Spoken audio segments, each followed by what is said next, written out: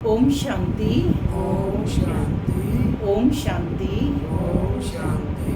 ओम शांति। ओम शांति। आज 30 अप्रैल 2024 मास का लास्ट दिन है। आज अक्षय तृतीया भी है, उसकी भी आप सबको बहुत बहुत बधाई हो। सभी के प्रति शुभकामनाएं और शुभ भावनाएं, हर मनोरथ पूरा हो। आज की मीठी मधुर मुरली में बाबा ने बताया कि हर जन्म लेने वाले की मृत्यु अवश्य संभावी है, लेकिन मनुष्य मृत्यु से बहुत डरता है। तो बाप ने कहा कि इस समय देह सहित देह के सब संबंधों को भूल आत्म अभिमानी होकर देह छोड़नी है। इसी में मेहनत है, क्योंकि घड़ी घड़ी क्या याद आता है? शरीर याद आता है, और याद क्या करना है? आत्मा को याद करना है। तो बाप कहते कि अब बच्चे तुम्हें देह को छोड़ आत्म अभिमानी बनना है, ताकि यह देह सरलता से छोड़ सके, क्योंकि सतयुग में इस मेहनत की आवश्यकता नहीं होगी। साथ ही बाबा कह रहे हैं कि भगवान तुम्हें क्या बनाने आए हैं? पुरुषोत्तम। पुरुषोत्तम कौन थे? देवताएं। तो देवताएं पुरुषोत्तम कैसे बने? इसी राजयोग की पढ़ाई से पुरुषोत्तम बने कि नर ऐसी करनी करे कि नारायण बन जाए, और नारी ऐसी करनी करे कि लक्ष्मी बन जाए। तो उत्तम पुरुष और उत्तम नारी बनने का यही पुरुषोत्तम संगम युग समय है। तो बाबा समय की भी पहचान दे रहे हैं और हमें उत्तम बनने की प्रेरणा, शिक्षा, पढ़ाई लायक बना रहे हैं।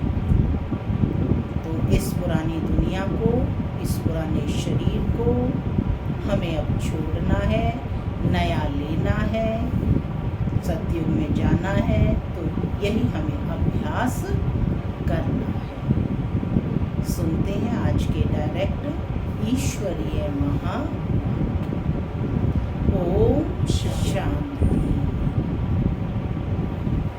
बाबा कहते, मीठे बच्चे, बाप तुम्हें पुरुषोत्तम बनाने के लिए पढ़ा रहे हैं।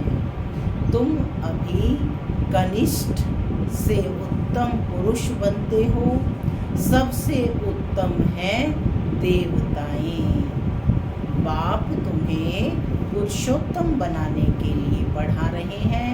तुम अभी कनिष्ठ से उत्तम पुरुष बनते हो।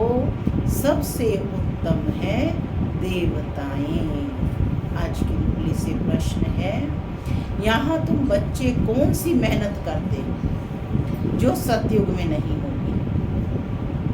यहाँ तुम बच्चे कौन सी मेहनत करते हो जो सतयुग में नहीं होगी? बाबा कहते कि यहाँ देह सहित देह के सब संबंधों को भूल आत्म अभिमानी हो। शरीर छोड़ने में बहुत मेहनत करनी पड़ती है। सतयुग में बिना मेहनत बैठे बैठे शरीर छोड़ देंगे। अभी यही मेहनत व अभ्यास करते हो कि हम आत्मा हैं, हमें इस पुरानी दुनिया, पुराने शरीर को छोड़ना है, नया लेना है। सतयुग में इस अभ्यास की जरूरत नहीं। गीत चला, दूर देश का रहने वाला आया देश पराए। पराया देश किसका है? ये रावण राज्य। तो दूर देश का रहने वाला परमपिता इस पराये देश में आया है। ओम शांति। माना मैं शांत स्वरूप आत्मा हूँ, शांति मेरा स्वधर्म है। बाबा कहते, मीठे बच्चे अब घर वापस जाना है। ओम शांति। मीठे मीठे रूहानी बच्चे जानते हैं कि फिर से यानी कल्प के बाद, फिर से का मतलब कल्प के बाद, इसको कहा जाता है फिर से दूर देश का रहने वाला आए हैं देश पर आई। ये सिर्फ उस एक के लिए ही गायन है, उनको ही सब याद करते हैं। वह है विचित्र। कौन है बाप? विचित्र माने जिसका कोई चित्र देह नहीं है ना, निराकार है, उनका कोई चित्र नहीं। ब्रह्मा विष्णु शंकर को देवता कहा जाता है, शिव भगवान वाच कहा जाता है। वह रहते हैं परम धाम में, उनको सुख धाम में कभी बुलाते नहीं, दुख धाम में ही बुलाते हैं। कब बुलाते हैं? दुख धाम में। जब मनुष्य दुखी होते तब कहते हैं बाप को कि आओ आकर के हम पतितों को पावन बनाओ, दुख हरो, है ना, लिबरेट करो, तभी पुकारते हैं। तो बाबा कहते वह आते ही हैं संगम युग पर। यह तो बच्चे जानते हैं कि सतयुग में सारे विश्व पर तुम पुरुषोत्तम रहते, मध्यम कनिष्ठ वहाँ नहीं रहते। उत्तम ते उत्तम पुरुष यह श्री लक्ष्मी नारायण है ना। उन्हों को ऐसा बनाने वाला कौन? उन्हों को ऐसा बनाने वाला कौन? श्री श्री शिव बाबा कहेंगे। श्री श्री माना श्रेष्ठ ते श्रेष्ठ, शिव बाबा कहेंगे। श्री श्री उस शिव बाबा को ही कहा जाता है। आजकल तो बाबा कहते सन्यासी आदि भी अपने को श्री श्री कह देते हैं, लिखते हैं ना श्री श्री 1008 है ना, इस जगत गुरु, इस तरह से अपने को टाइटल देते हैं। तो बाबा कहते हैं लेकिन श्री श्री तो एक परमपिता शिव परमात्मा ही है, वही श्रेष्ठ ते श्रेष्ठ है, कोई सन्यासी साधु श्री श्री नहीं हो सकता। तो बाबा कहते हैं कि बाप ही आकर इस सृष्टि को पुरुषोत्तम बनाते हैं। सतयुग में सारी सृष्टि में उत्तम ते उत्तम पुरुष रहते हैं। उत्तम ते उत्तम और कनिष्ठ से कनिष्ठ का फर्क इस समय तुम बच्चे समझते हो। कनिष्ठ मनुष्य अपनी निचाई दिखाते हैं, तो आज के मनुष्य को बताया कि कितना कनिष्ठ हो गया है। अभी तुम समझते हो हम क्या थे, अब फिर से हम स्वर्गवासी पुरुषोत्तम बन रही हैं। बाबा कहते यह है ही संगम युग। तुमको खातरी है कि यह पुरानी दुनिया नई बननी है, पुरानी सो नई और नई सो पुरानी जरूर बनती है। नई को सतयुग और पुरानी को कलयुग कहा जाता है। बाप है ही सच्चा सोना, सच कहने वाला। कौन है बाप? सच्चा सोना, सच कहने वाला। उनको ट्रुथ कहते हैं, सब कुछ सत्य बताते हैं। यह जो कहते हैं कि ईश्वर सर्वव्यापी है, यह झूठ है। अब बाप कहते हैं झूठ ना सुनो। क्या कह रहे हैं बाबा? बच्चों को सावधानी भी दे रहे हैं, शिक्षा भी दे रहे हैं कि झूठ ना सुनो। Hear no evil, see no evil, talk no evil, think no evil। राज विद्या की बात अलग है, वह तो है ही अल्पकाल सुख के लिए। दूसरा जन्म लिया फिर नए सिरे से पढ़ना पड़े, वह है अल्पकाल का सुख। और यह है 21 जन्म 21 पीढ़ी के लिए। इस पढ़ाई का विनाश नहीं होता है और वो पढ़ाई एक जन्म में समाप्त हो जाती है। तो बाबा कहते पीढ़ी, पीढ़ी माना बुढ़ापे को कहा जाता है। वहाँ कभी अकाले मृत्यु नहीं होता। यहाँ तो देखो कैसे अकाले मृत्यु होती रहती है। ज्ञान में भी मर जाते हैं। तुम अभी काल पर जीत पहन रहे हो, जानते हो वह है अमर लोक और यह है मृत्यु लोक। वहाँ तो जब बूढ़े होते हैं तो साक्षात्कार होता है। हम यह शरीर छोड़ जाए बच्चा बनेंगे। बुढ़ापा पूरा होगा और शरीर छोड़ देंगे। नया शरीर मिले तो वह अच्छा ही है ना। बैठे बैठे शरीर खुशी से छोड़ देते हैं। कैसे छोड़ते हैं? बैठे बैठे खुशी से शरीर छोड़ देते हैं। यहाँ तो उस अवस्था में रहते शरीर छोड़ने के लिए मेहनत लगती है। यहाँ की मेहनत फिर वहाँ कॉमन हो जाती है। यहाँ देह सहित जो कुछ है सबको भूल जाना है। अपने को आत्मा समझना है। इस पुरानी दुनिया को छोड़ना है। नया शरीर लेना है। आत्मा सतो प्रधान थी, सुंदर शरीर मिला, फिर काम चिता पर बैठने से काले तमो प्रधान हो गए। तो शरीर भी सांवरा मिलता है। सुंदर से श्याम बन गए। कृष्ण का नाम तो कृष्ण ही है, फिर उनको श्याम सुंदर क्यों कहते हैं? है ना विचारणीय प्रश्न। चित्रों में भी कृष्ण का चित्र सांवरा बना देते हैं, जबकि वो सुंदर है, फिर उनका चित्र सांवरा क्यों बना देते हैं? तो बाबा कहते यह विचारणीय प्रश्न है।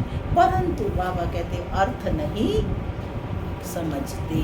अभी तुम समझते हो सतो प्रधान थे तो सुंदर थे, अभी तमो प्रधान श्याम बने हैं। सतो प्रधान को पुरुषोत्तम कहेंगे, तमो प्रधान को कनिष्ठ कहेंगे। बाप तो एवर प्योर है, वह आते ही हैं हसीन बनाने। क्या बनाने आते हैं? हसीन बनाने। मुसाफिर है ना, कल्प कल्प आते हैं पुरानी है, नहीं तो पुरानी दुनिया को नया कौन बनाएंगे? कब आते हैं बाबा? कल्प कल्प आते हैं, नहीं तो पुरानी दुनिया को नया कौन बनाएंगे? यह है तो पतित छीछी दुनिया है। इन बातों को दुनिया में कोई नहीं जानते। अब तुम जानते हो कि बाप हमको पुरुषोत्तम बनाने के लिए पढ़ा रहे हैं। फिर से देवता बनने के लिए हम सो ब्राह्मण बने हैं। तुम हो संगम युगी ब्राह्मण। दुनिया ये नहीं जानती कि अब संगम युग है।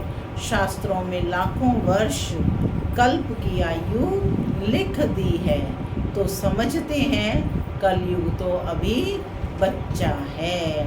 अभी तुम दिल में समझते हो हम यहाँ आए हैं। उत्तम ते उत्तम कलयुगी पतित से सतयुगी पावन मनुष्य से देवता बनने के लिए। ग्रंथ में भी महिमा है, मूत पलीती कपड़ धोए, परंतु ग्रंथ पढ़ने वाले भी अर्थ नहीं समझते हैं। इस समय तो बाप आकर सारी दुनिया के मनुष्य मात्र को साफ करते हैं। तुम उस बाप के सामने बैठे हो, बाप ही बच्चों को समझाते हैं। यह रचता और रचना की नॉलेज और कोई जानते ही नहीं। बाप ही ज्ञान का सागर है, वह सत्य है, चैतन्य है, अमर है। क्या बताई बाबा के? सत्य है, चैतन्य है और अमर है, पुनर्जन्म रहित है, शांति का सागर है, सुख का सागर है, पवित्रता का सागर है। उनको ही बुलाते हैं कि आकर यह वर्षा दो। तुमको अभी बाप 21 जन्मों के लिए वर्षा दे रहे हैं। एक जन्म की पढ़ाई और वर्षा कितने जन्मों का? 21 जन्म। यह है अविनाशी पढ़ाई, माने इस पढ़ाई का कभी विनाश नहीं होता। आत्मा संस्कार ले जाती है। पढ़ाने वाला भी अविनाशी बाप है। आधा कल्प तुम राज्य पाते हो, फिर रावण राज्य होता है। आधा कल्प है राम राज्य और आधा कल्प है रावण राज्य। प्राणों से प्यारा एक बाप ही है। कौन है बाप? प्राणों से प्यारा। आवाज आनी चाहिए ना, है ना? कितना बाबा नशा भर रहे हैं कि बाप कौन है? प्राणों से प्यारा एक ही बाप है, क्योंकि वही तुम बच्चों को सब दुखों से छुड़ाए अपार सुख में ले जाते हैं। तुम निश्चय से कहते हो कि वह हमारा प्राणों से प्यारा अलौकिक पारलौकिक बाप है। वह हमारा प्राणों से प्यारा पारलौकिक बाप है। प्राण आत्मा को कहा जाता है। सब मनुष्य मात्र उनको याद करते हैं, क्योंकि आधा कल्प के लिए दुख से छुड़ाए शांति और सुख देने वाला बाप ही है। तो प्राणों से प्यारा हुआ ना।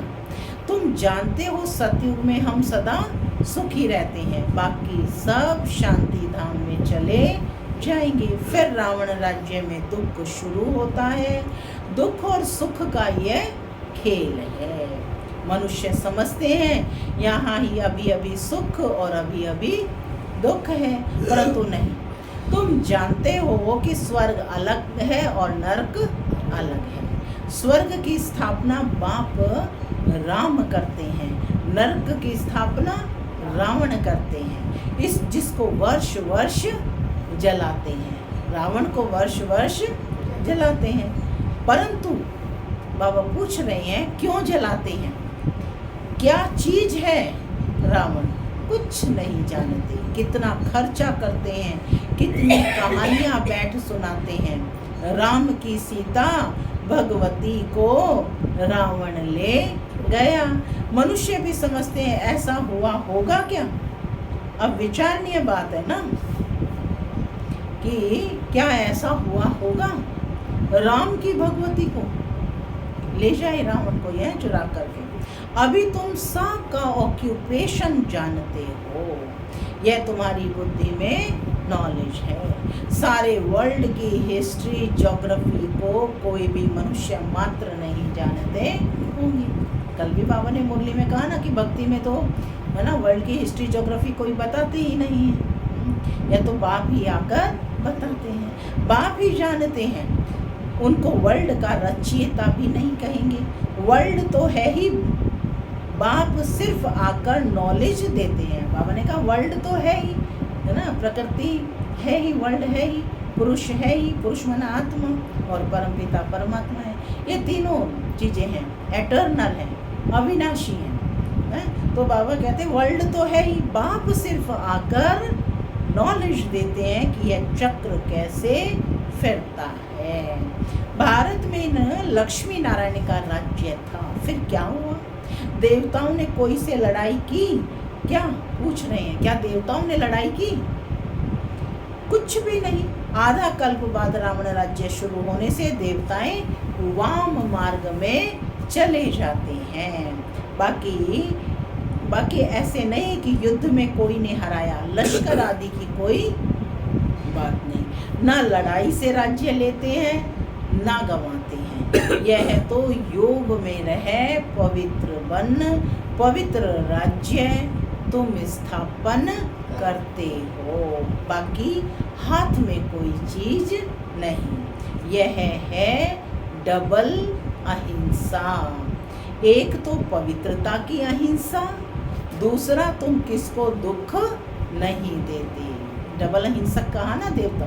तो एक तो पवित्रता की अहिंसा और दूसरा तुम किसको दुख नहीं देते। सबसे कड़ी हिंसा है काम कटारी की, जो ही आदि मध्य अंत दुख देती है। रावण के राज्य में दुख ही शुरू होता है, बीमारियां शुरू हो जाती हैं। कितनी ढेर बीमारियां हैं। देवताएं कभी बीमार होते हैं? नहीं ना। रावण राज्य ने द्वापर से ही, जब हम बॉडी कॉन्शियस हुए तब से ही बीमारियां शुरू हुई। तो कितनी ढेर बीमारियां हैं, अनेक प्रकार की दवाइयां निकलती रहती हैं, रोगी बन पड़े हैं ना। तुम इस योग बल से 21 जन्मों के लिए निरोगी बनते हो। वहाँ दुख वह बीमारी का नाम निशान नहीं रहता। उसके लिए तुम पढ़ रहे हो। बच्चे जानते हैं कि भगवान हमको पढ़ाकर भगवान भगवती बना रहे हैं, आप समान बना रहे हैं। पढ़ाई भी कितनी सहज है, पढ़ाई भी कितनी सहज है। आधा पौना घंटे में सारे चक्र का नॉलेज समझा देते हैं। 84 जन्म भी कौन कौन लेते हैं यह भी तुम जानते हो। भगवान हमको पढ़ाते हैं। कौन पढ़ाते हैं? कितना नशा होना चाहिए कि भगवान हमको पढ़ाते हैं। वह है ही निराकार, सच्चा सच्चा उनका नाम है शिव। कल्याणकारी है ना, सर्व का कल्याणकारी, सर्व का सद्गति दाता है। ऊंचते ऊंच बाप, ऊंचते ऊंच मनुष्य बनाते हैं। जैसे ऊंचते ऊंच है वैसा ही मनुष्य बनाते हैं। बाप पढ़ाकर होशियार बनाए, अब कहते हैं जाकर पढ़ाओ। पहले बनाते हैं फिर कहते हैं जाकर दूसरों को पढ़ाओ। इन ब्रह्मा कुमार कुमारियों को पढ़ाने वाला शिव बाबा है। ब्रह्मा द्वारा तुमको एडॉप्ट किया है। प्रजापिता ब्रह्मा कहाँ से आया पूछ रहे हैं बाबा। इस बात में ही मूंझते हैं। इनको एडॉप्ट किया है। सबसे पहले तो किसको एडॉप्ट किया? ब्रह्मा को एडॉप्ट किया। कहते हैं बहुत जन्मों के अंत में मैं इनमें प्रवेश करता हूँ। बहुत जन्मों के अंत के भी अंत में जब बाबा 60 वर्ष के हो जाते हैं तब उनमें प्रवेश करते हैं। तो बहुत जन्म पूछ रहे हैं बाबा किसने लिए? इन लक्ष्मी नारायण ने ही पूरे 84 जन्म लिए हैं। इसलिए कृष्ण के लिए ही कह देते हैं श्याम सुंदर, है ना। श्री कृष्ण की आत्मा श्याम भी बनती है और सुंदर।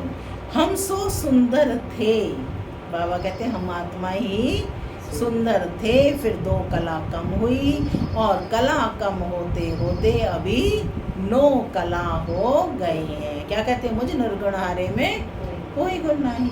अभी तमो प्रधान से फिर सतो प्रधान कैसे बने? बाबा कहते हैं मुझे याद करो तो तुम पावन बन जाएंगे। यह भी जानते हो कि यह रुद्र ज्ञान यज्ञ है। क्या है यह? रुद्र ज्ञान यज्ञ माने शिव परमात्मा के द्वारा रचा। रुद्र माना शिव के द्वारा रचा गया यज्ञ है। अब यज्ञ में चाहिए ब्राह्मण। तुम सच्चे सच्चे ब्राह्मण हो, सच्ची गीता सुनाने वाले, इसलिए तुम लिखते भी हो सच्ची सच्ची गीता पाठशाला। क्या लिखते हो? सच्ची गीता पाठशाला।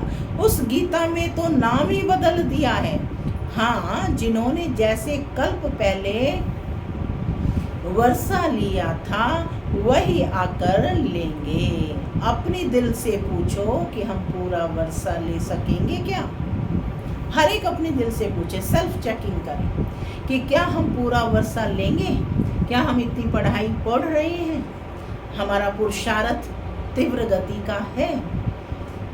मनुष्य शरीर छोड़ते हैं तो हाथ खाली जाते हैं।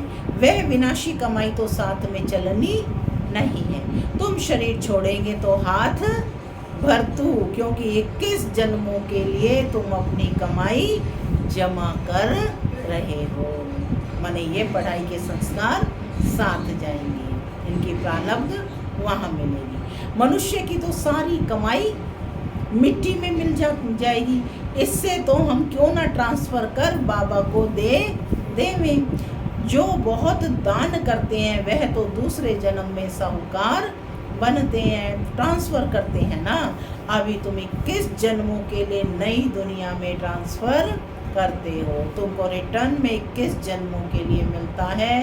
वह तो एक जन्म के लिए अल्पकाल के लिए ट्रांसफ़र करते हैं। तुम तो ट्रांसफ़र करते हो कितने जन्मों के लिए? 21 जन्मों के लिए। बाप तो है ही दाता।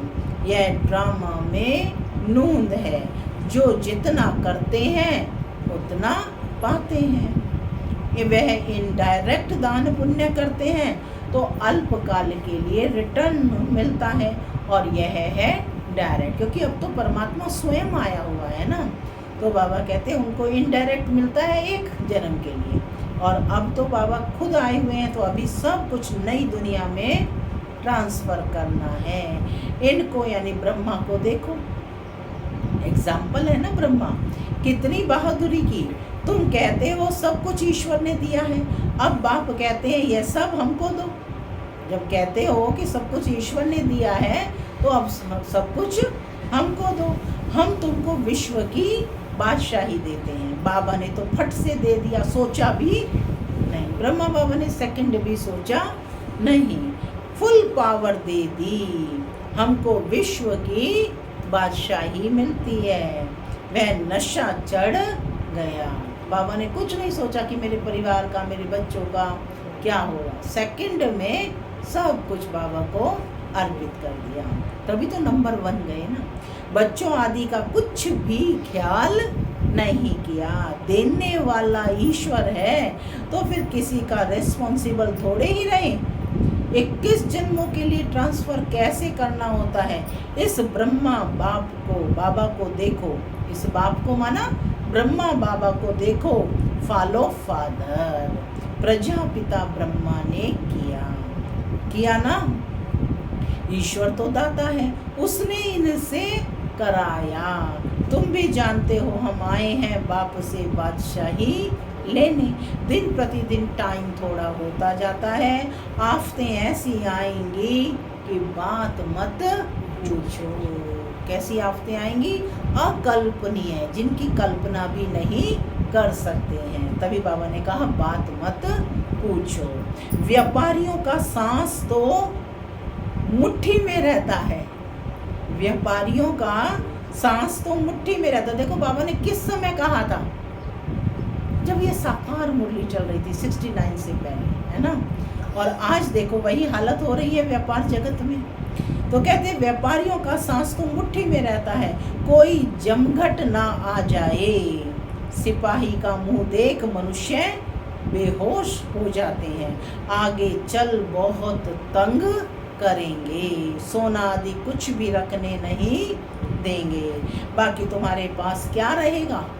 पैसे भी नहीं रहेंगे जो कुछ खरीद कर सको। माने ये जो मनी है यह भी काम की नहीं रहेगी। जैसे नोटबंदी में एक रिहर्सल तो दिखाई ना, कितने ही पैसे थे आप सामान नहीं खरीद सकते थे कि वो नोट ही नहीं चल रही, है ना। तो ऐसा ही कुछ होगा। तो बाबा ने उस समय 69 से पहले ये बता दिया था कि पैसे ही नहीं रहेंगे जो कुछ खरीद कर सको, नोट आदि भी चल ना सकें, राज्य बदल जाता है। पिछाड़ी में बहुत दुखी हो मरते हैं, बहुत दुख के बाद फिर सुख होगा। यह है खूने नाहिक खेल। बाबा ने लास्ट के सीन को बताया कि लास्ट का दृश्य कितना दर्दनाक होगा, कि यह खूने नाहिक खेल।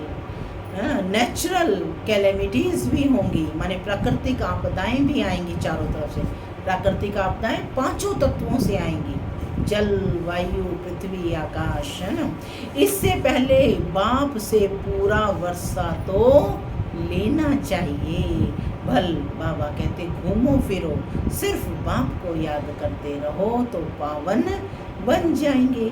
बाकी आफतें बहुत आएंगी, बहुत हाय हाय करते रहेंगे।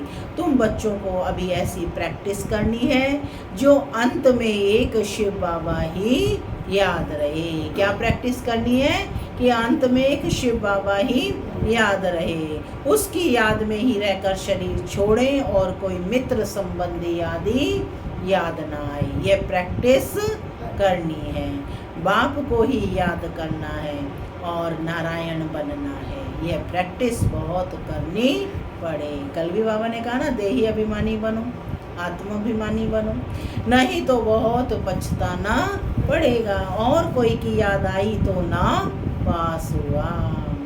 जो पास होते हैं वही विजय माला में पिरोए जाएंगे। अपने से पूछना चाहिए बाप को कितना याद करते हैं। कुछ भी हाथ में होगा तो वह अंतकाल याद आएगा, हाथ में नहीं होगा तो याद भी नहीं आएगा। इसीलिए उस भक्ति में तो गाते हैं तन मन धन सब कुछ तेरा। बाबा कहते हैं अब सब कुछ ट्रांसफ़र कर दो, किसी उसमें कोई ममत्व ना हो।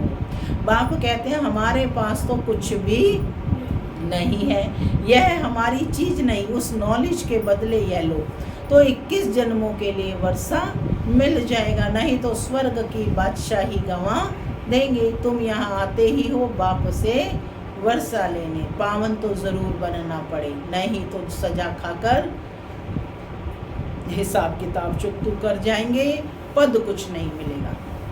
श्रीमत पर चलेंगे तो कृष्ण की गोद में लेंगे, श्रीमत पर चलेंगे तो कृष्ण को गोद में लेंगे। कहते हैं ना कृष्ण जैसा पति मिले व बच्चा मिले। कोई तो अच्छी रीति समझते हैं और कोई तो फिर उल्टा सुल्टा बोल देते हैं। सारा समझाकर बाबा कहते अच्छा मीठे मीठे सिक्की लदे बच्चों प्रति माता पिता बाप दादा का याद प्यार और गुड मॉर्निंग। रूहानी बाप की रूहानी बच्चों को नमस्ते। हम रूहानी बच्चों की रूहानी माता पिता नमस्ते नमस्ते, सदा रहो हंसते बनो।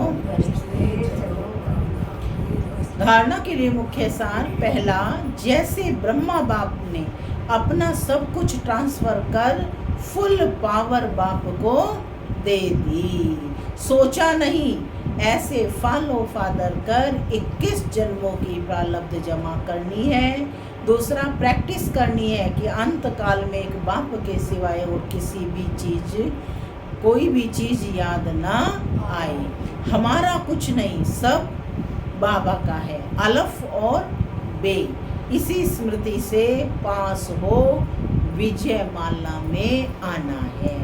आज का वरदान है मनसा का फुल अटेंशन, मनसा पर फुल अटेंशन देने वाले चढ़ती कला के अनुभवी विश्व परिवर्तक भव। मनसा पर फुल अटेंशन देने वाले चढ़ती कला के अनुभवी विश्व परिवर्तक भव। अब लास्ट समय में मनसा द्वारा ही विश्व परिवर्तन के निमित्त बनना है। इसलिए अब मनसा का एक संकल्प भी व्यर्थ हुआ तो बहुत कुछ गंवाया। एक संकल्प को भी साधारण बात ना समझो। वर्तमान समय संकल्प की हलचल भी बड़ी हलचल गिनी जाती है, क्योंकि अब समय बदल गया, पुरुषार्थ की गति भी बदल गई, तो संकल्प में भी फुल स्टॉप चाहिए। जब मनसा पर इतना टेंशन हो तब चढ़ती कला द्वारा विश्व परिवर्तक बन सकेंगे। स्लोगन है कर्म में योग का अनुभव होना अर्थात कर्मयोगी बनना। कर्म में योग का अनुभव होना अर्थात कर्मयोगी बनना। अव्यक्त इशारे कंबाइंड रूप की स्मृति से सदा विजयी बनो। आप और बाप इस कंबाइंड रूप का अनुभव करते सदा शुभ भावना, श्रेष्ठ कामना, श्रेष्ठ वाणी, श्रेष्ठ दृष्टि, श्रेष्ठ कर्म द्वारा विश्व कल्याणकारी स्वरूप का अनुभव करो तो सेकंड में सर्व समस्याओं का समाधान कर सकेंगे। सदा एक स्लोगन याद रखना, न समस्या बनेंगे, न समस्या को देख डगमग होंगे, स्वयं भी समाधान स्वरूप रहेंगे और दूसरों को भी समाधान देंगे। यह स्मृति सफलता स्वरूप बना देगी। ओम शांति।